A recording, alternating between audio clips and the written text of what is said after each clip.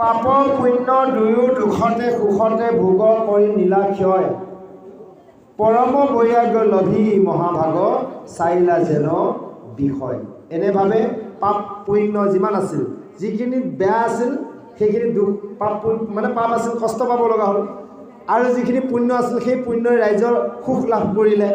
এনেভাৱে সকলোবোৰ শেষ কৰিলে আৰু কৈছে সাৱধানে মনে থাকি নিজাখনে জিনিয়া ইন্দ্ৰিয় বৰ্গ, যে খুব সাৱধানে থাকি নিজৰ কৰ্মতে মাধ্যমতে থাকি তেওঁ কি কৈছে নিজৰ ইন্দ্ৰিয় বৰ্গক কিন্তু দমন কৰি ৰাখিব পাৰিছে। যে আমিও এই ভকতিৰ মাধ্যমত সাধুসংগত থাকি নিজৰ ইন্দ্ৰিয় বৰ্গক আমি দমন কৰিব লাগিব।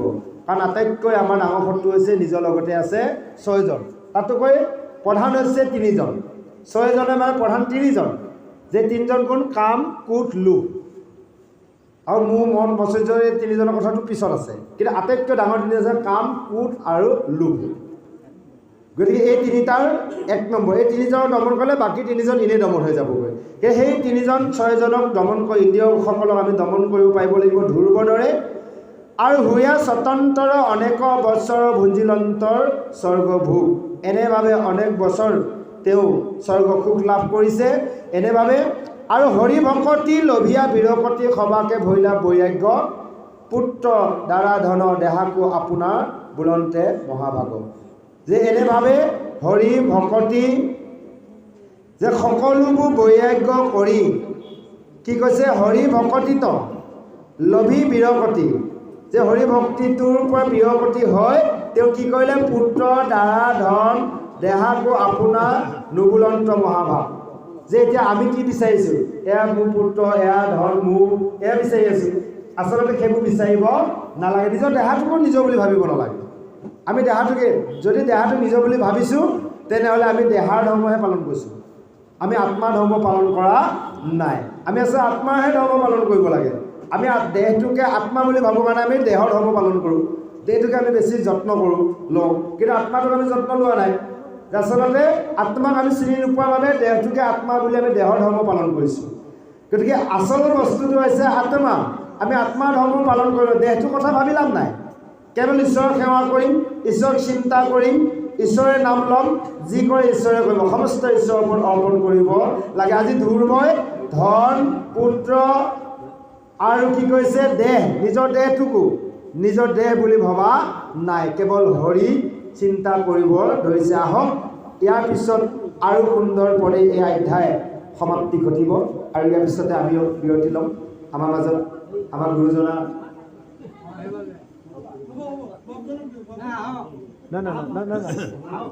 আধ্যায়টো শেষ হ'ব।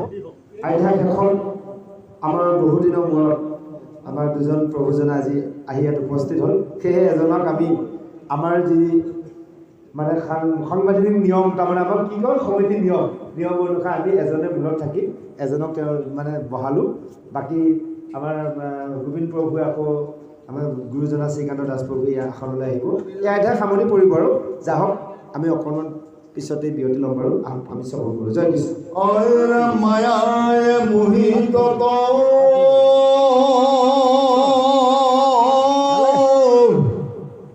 স্বপ্নে বিৰচিত সকলে অসত পাই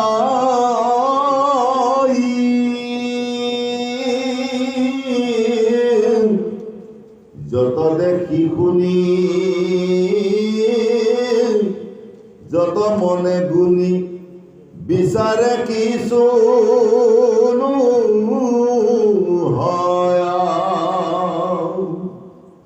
অয়ৰা মহিষী সকল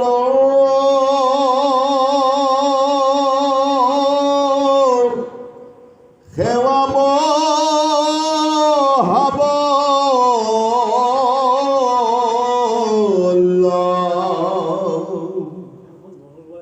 গজবাজি ৰথ ছয়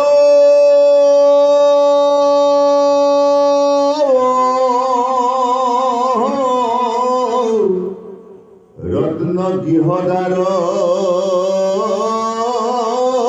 বিপুল ভাণ্ডাৰ ৰাজ্য লক্ষ্মী সমুদায়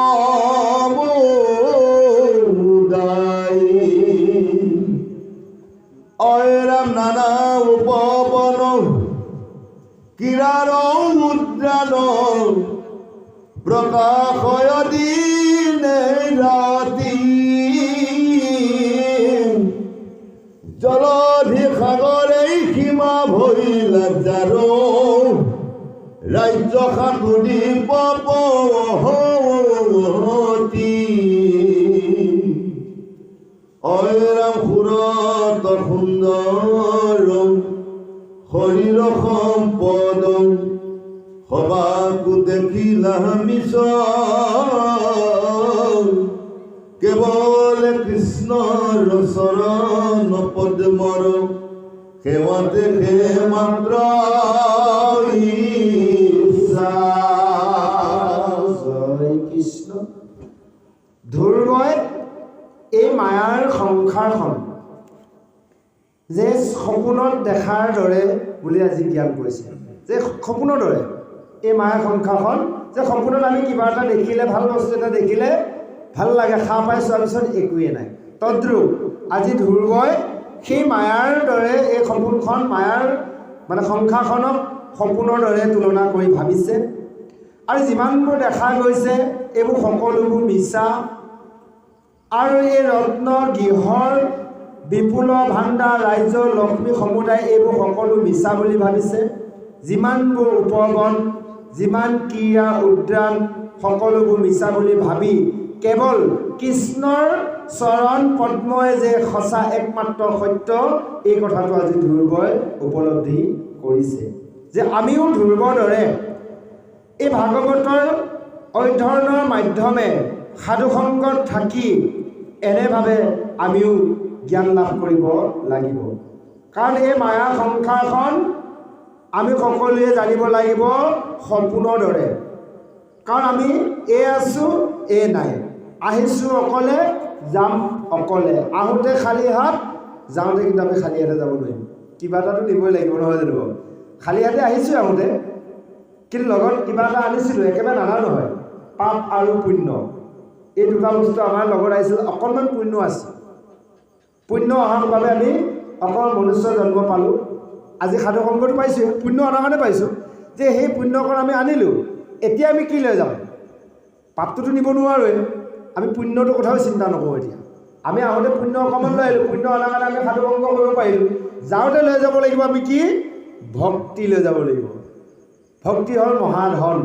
এই মহাধন আহোঁতে আমি যদিও আহিছোঁ তেনেভাৱে যাওঁতে আমি মহাজন হৈ যাব লাগিব। যি মহাধন লাভ কৰিব সেইজনে মহাজন। যে আমি মহাজন হৈ যাব লাগিব। যাৰ গুৰু সমস্ত মাতৃ সমস্ত ইতিমধ্যে এই অধ্যায় সমাপ্তি ঘটিছে। অকণমান গুৰুজনাই আজি কবিজনাই আমালৈ উপদেশ প্ৰদান কৰিছে। উপদেশৰ শেষতে আমাৰ গুৰুজনা আহিব এই আসনলৈ। আজি পাঠক প্ৰভুজনেও কৈছে আসন নলওঁ বুলি, অকণমান বিৰতি বিচাৰিছে। আমাৰ এখেতে সামৰণিলৈ পাঠক চলাব। জয় কৃষ্ণ। শুনাস ভাষদ আশাৰ সম্পদ কোন ননাত লেখি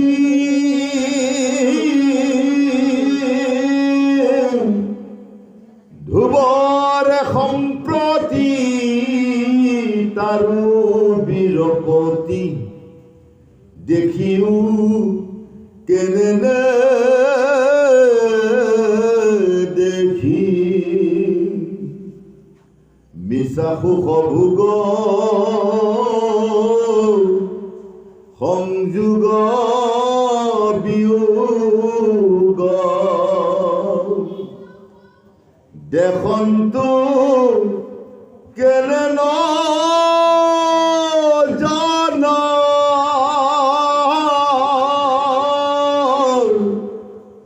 কিনো বুদ্ধিহত সৈমকে অসত তাকে সত্য হেন মানা অয়ৰামে আগতে সাক্ষাৎ অপুত হৈ যাত পিতৃৰ মৰণ জানি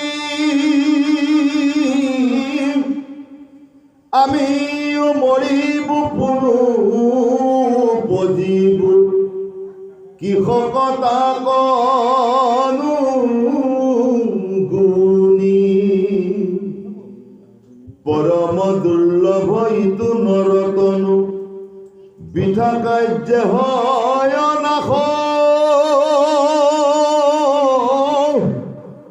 মায়াৰ ৰচনা পুত্ৰ দ্বাৰা ধন তাহাতে দিহ বিশ্বাস অইৰ চাৰা সবে ধন্দ সংসাৰৰ বন্ধ কৃষ্ণতে কৰা ভকতি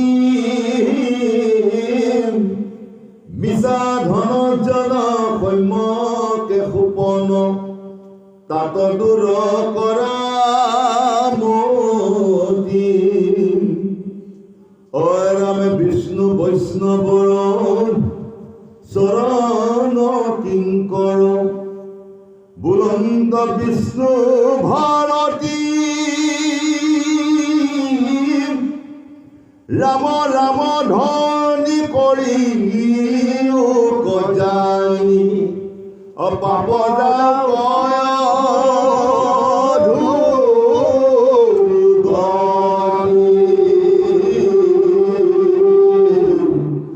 কৃষ্ণ হৰি ৰাম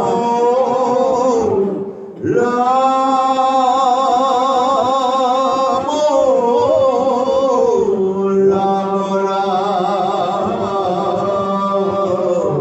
ৰাম হৰি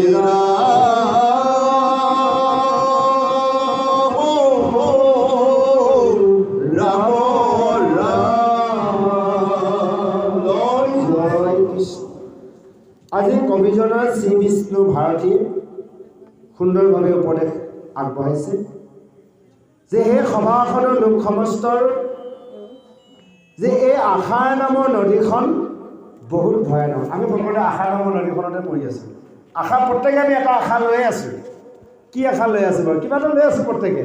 কোনোবাই লৈ আছোঁ কি যে অকণমান ধন ধান অলপ গোটাব পাৰোঁ, কোনো ইত্যাদি ইত্যাদি আৰু। কিন্তু আচলতে আমি এটা আশা ল'ব লাগে। কিন্তু কোনটো আশা? যাতে সাধু সংগ আৰু ভগৱন্তৰ চৰণ সেৱা সদায় কৰিব পাৰোঁ। এই আশাটো ল'লে আমাৰ লছ নহ'ব। কিন্তু যে সেইখন আশা নদীত আমি ডুবা লাগি এইখন আশা নদীত ডুবি আছোঁ। কৈছে এইখন কৈছে আশাৰ নামৰ সম্পদ, ইয়াক গণনা কৰি শেষ কৰিব নোৱাৰি। আশাৰ কেতিয়াও শেষ নহয়। মানুহৰ চাবচোন, এটা আশা যদি পূৰণ হ'ল আন এটা আশা আগবাঢ়ি আহিল। যে যিমান পায় সিমান নাতে। একেবাৰে নোহোৱাজনেও বিচাৰে যে মোৰ অকণমান থকাহেঁতেন, যে এসাঁজ খাই যদি দুসাঁজ লগতে থাকে যে গোটেই কেইসাঁজ খোৱা চিন্তা কৰে। গোটেই কেইসাঁজ খাব পৰাৰ পিছত আৰু অকণমান ধন সাঁচা চিন্তা কৰে। চাইকেল চলোৱা মানুহজনে বাইক চলোৱাৰ কথা চিন্তা কৰে।